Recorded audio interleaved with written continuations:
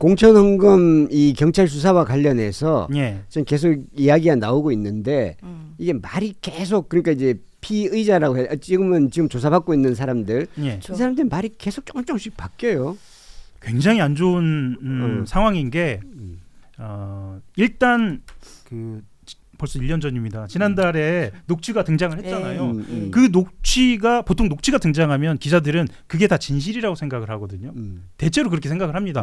아니 녹음된 현장에서 의원들이 얘기를 했고 정치인들이 얘기를 했는데 그것도 말하자면 뭐 공직을 갖고 있는 당시에 전 원내대표였고 공천 관리를 하는 사람들이 했는데 설마 거짓말이었을까? 그런데 지금 수사가 진행되는 것을 보면 대부분 거짓말인 것으로 이렇게 이야기가 나오고 있습니다. 무엇부터 이야기를 해야 하냐면요. 어제 피의자 신분으로 김경시 의원, 그러니까 피의자 신분이었거든요. 김경시 의원이 출석을 해서 본인이 이 공천헌금을 준 것은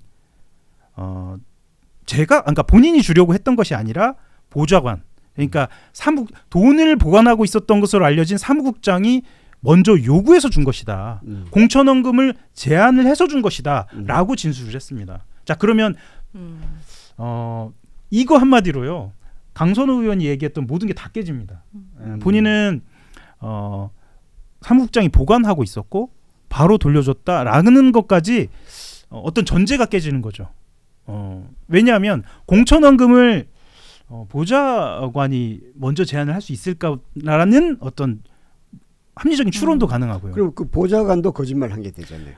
제가 이제 바로 말씀드리려고 했는데 보좌관이 또 이런 이야기를 했거든요. 내가 왜 그 자리에 있었는지 또는 돈과 관련돼서 이야기가 나오고 있었는지 모르겠다라는 게 첫 해명이었습니다. 그런데 알고 보니까 제안을 그 당사자, 그 보좌관이 했다라는 거예요. 그리고 어제 한꺼번에 쏟아진 이야기여서 좀 더 정리를 해서 말씀드리면 김시 의원이 이렇게 얘기를 했다는 거예요.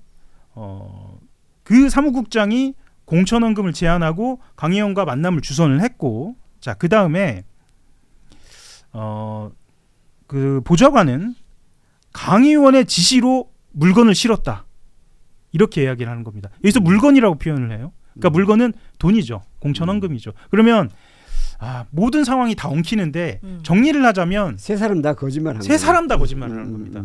자 그래서 지금 진술만 가지고 상황을 다시 구성을 해보자면 먼저 사무국장이 김경시 의원한테 공천헌금을 제안을 했습니다. 그런데 보통은 정치권에서 사무국장, 보좌진이 공천헌금을 제안을 한다? 자기 뜻으로 이건 좀 상상하기 어렵고요. 어쨌거나 제안을 했고요. 그리고 그 자리가 마련이 됐습니다. 마련이 됐고 김경시 의원 그리고 강선우 의원 사무국장이 만납니다. 그런 다음에 강선우 의원이 자, 이 물건을 차에 실어 이렇게 된 겁니다. 그리고 그 물건은 공천헌금이 되는 것이고요. 너무 구체적인데 예. 너무 구체적인데 이게 결론이 어떻게 나올지 모르겠어요. 보통 뇌물죄, 그러니까 뇌물죄 포함해서 공천헌금 같은 경우에는 말로 죄를 그렇죠. 의율하잖아요. 물증이 나오기 힘드니까. 예. 그래서 누가 더 말을 디테일하고 상황을 정확하게 묘사하느냐가 관건인데 지금으로서는 강선우 의원은 할 수 있는 이야기가 별로 없는 것 같고요. 그리고 김경시 의원으로서는 본인이 이제 이야기가 되기 시작했으니까 전부 다 이야기하는 상황으로 가는 것으로 그렇게 보입니다. 근데 지금 진술들이 뭐 일단 수사 과정에서 하는 진술들이 보도를 통해 알려오고 있는 거라서 진짜 수사기관에 어떻게 기록이 남아 있는지까지는 좀 더 보긴 해야 돼요. 맞습니다. 예. 그렇기는 한데 지금 일단 이 세 명의 인물이 진술이 다 배치가 되는 것 같기는 합니다. 근데 그 배치되는 거의 본질적인 측면을 찾아가 보면 결국에는 책임을 미루기로 이제 요약할 수 있을 것 같아요.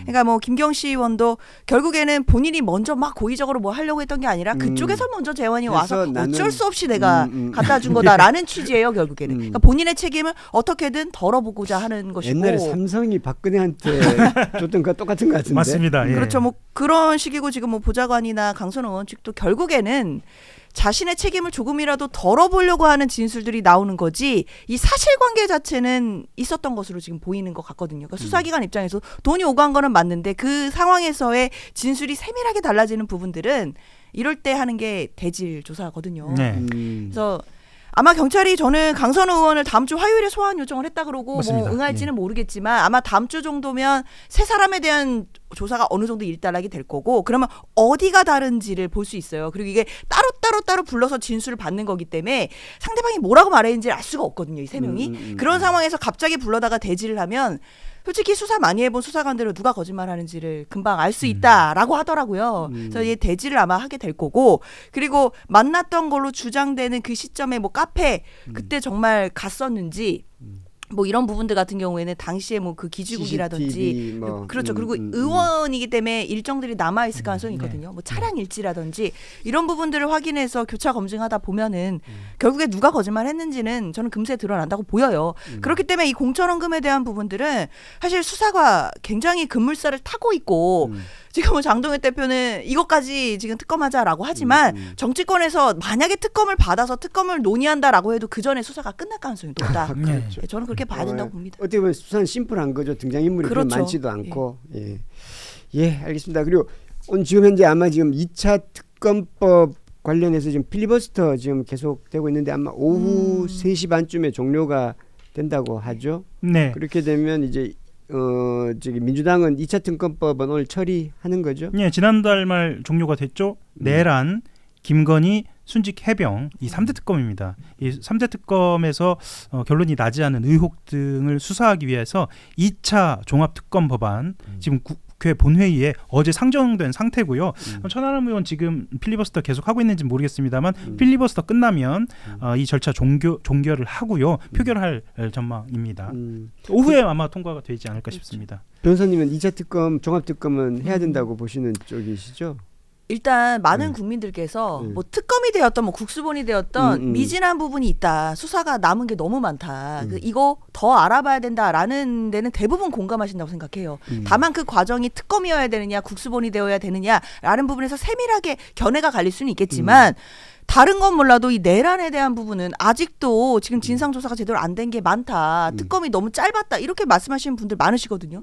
저도 이거는 역사적으로 봤을 때 뭐 누구를 반드시 처벌하고 단죄하고 이런 걸 떠나서 역사적으로 봤을 때도 이 사건에 대해서는 반드시 진상조사를 해놔야 되고 지금 이 시점을 넘어가면 점점 더 어려워지는 그렇죠. 상황이 지금 할 때 됩니다. 연속성으로 해야 되는 거죠. 그렇죠. 그렇다면 사실 국수본에 맡기는 것보다는 결국에는 특검을 통해서 이 부분은 계속 가져가야 되는 게 아니겠느냐라는 것이 이제 민주당의 많은 분들의 의견이었고 이대로 이제 오늘 통과가 되면 이제 다음에 지명되는 특검은 이제는 정말 뭐 3차 이런 얘기 나오지 않도록 정말로 종결을 짓고 매듭을 지어야 된다라고 생각합니다. 내란죄 그리고 이제 김건희 특검은 미진한 게 너무 많으니까 너무 많습니다. 너무 혐의가 예. 너무 저는 많습니다. 김건희 특검은 2차에서도 다 할 수 있을까 싶은 생각은 많습니다. 들기는 해요. 그건 예. 나중에 뭐 국수본이나 각각 또 이제 해야 되겠죠. 네. 따로 수사를 해야 되겠죠. 뭐 간단히 말씀드리면 이 2차 특검은 윤석열이 자초했다. 뭐 이런 측면도 있습니다. 그러니까 윤석열의 태도가 뭐 오늘 선거도 마찬가지지만 2차 특검 누구도 반대할 수 없게 만들었다라는 생각이 좀 들고 핵심적으로는 이렇습니다. 김건희와 관련된 것은 사실 다른 수사기관에서도 할 수 있겠다라고 생각하는 분들도 많아요. 기자들도 그런데 노상원 수첩에 기재된 것들 있지 않습니까? 예, 뭐 정치인들을 어떻게 하겠다 그 무슨 부분이 아직 실체가 명확하게 밝혀지지 예. 않았죠. 예, 노상원 수첩과 관련된 부분들이 그대로 남아 있기 때문에 그 부분과 관련돼서 좀 집중적으로 좀 수사가 이루어져야겠다 그런 여론이 오늘 아주 2시라고 높습니다. 했죠? 예, 2시입니다. 참고로 준비 기간 20일 포함해서 총 170일 동안 이루어집니다. 특검 기간입니다. 예. 예, 알겠습니다. 이제 마무리 짓도록 하겠습니다. 오늘 오후 2시에 윤석열 전 대통령 체포 방해 혐의 선고가 1심 선고가 있고요. 그리고 아마 오후 3시 반쯤에는 국회에서 필리버스터가 종료가 되고 2차 종합특검법에 대한 본회의 처리가 예정돼 있습니다. 아마 처리가 될 것 같고요. 이런 사항들 저희가 잘 지켜보고 또 다음 주에 계속해서 전해드리도록 하겠습니다. 저희는 여기서 마무리 지을 텐데요. 변호사님 오늘 처음 방송 어떠셨나요? 아유 뭐 불러주셔서 감사하고요. 한겨레는 처음 오셨나요? 예, 한겨레 TV는 처음 왔는데 일단 뭐 지금 너무 기자님들이 내용을 잘 정리해 주셔서 저도 들으면서 많이 공부하고 갑니다. 저희도 뭐 법적인 부분들 변호사님 설명 듣고 저희 많이 납득할 수 있고 많이 이해할 텐데 참 큰 도움이 됐습니다. 예, 주말 잘 보내시고 저희는 다음 주 월요일 오전 9시 30분에 다시 찾아뵙겠습니다. 고맙습니다. 감사합니다.